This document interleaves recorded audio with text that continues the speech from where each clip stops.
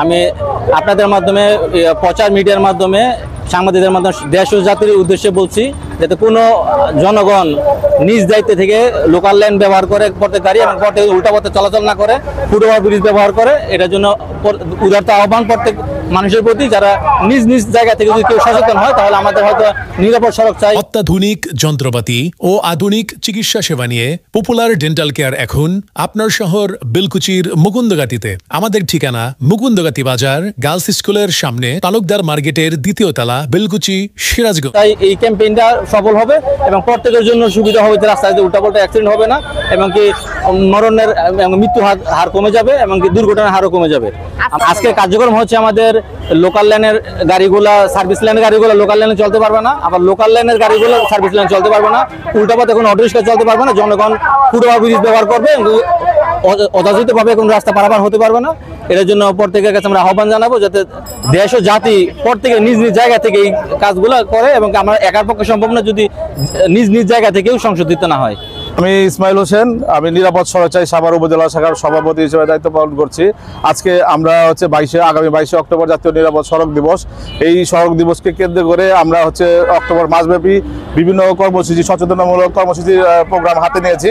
তারই অংশ হিসেবে আজকে আমরা সাভার পাকিজাতে আমরা ট্রাফিক ক্যাম্পেইন গুলো করছি।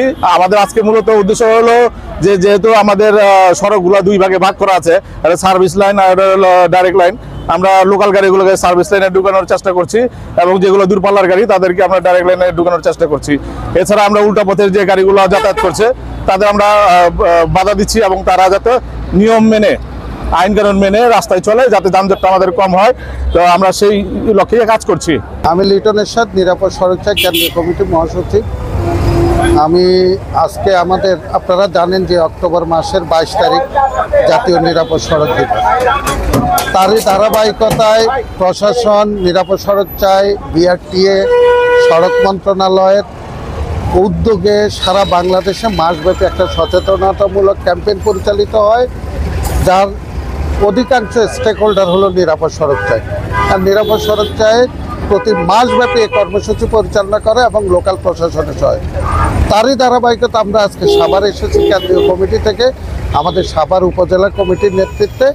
এখানে কিছুই না, মানুষকে সচেতন করা এবং সার্ভিস লেনে যে গাড়িগুলো চলবে তাদেরকে সার্ভিস লেনে ঢুকানো, মূল লেনে এক্সপ্রেস হইতে যেন তারা না ঢুকতে পারে, থ্রি হুইলারগুলো যেন মেইন সড়কে না উঠে সার্ভিস লেন ব্যবহার করতে পারে এবং উল্টো পথে যেন না চলাচল করতে পারে। সেজন্যই আমাদের এই কর্মসূচি পরিচালনা করা এবং প্রশাসন। ধন্যবাদ। সাভার হাইওয়ে থানা পুলিশ, ঢাকা জেলা পুলিশ এর ট্রাফিক বিভাগ এবং নিরাপদ সড়ক চাইয়ের সাভার উপজেলা ভিত্তিক যে সংগঠনটা আছে, আমরা আজকে এখানে সড়কের নিরাপত্তা, সড়কের শৃঙ্খলা, সড়ক দুর্ঘটনা রোধকল্পে আমাদের কিছু সচেতনতামূলক কাজ, আইনগত প্রয়োগ, আমরা তারই ধারাবাহিকতায় ঢাকা আরিচা মহাসড়কের পাকিজা মোড়ে আমরা এখানে কাজ করছি।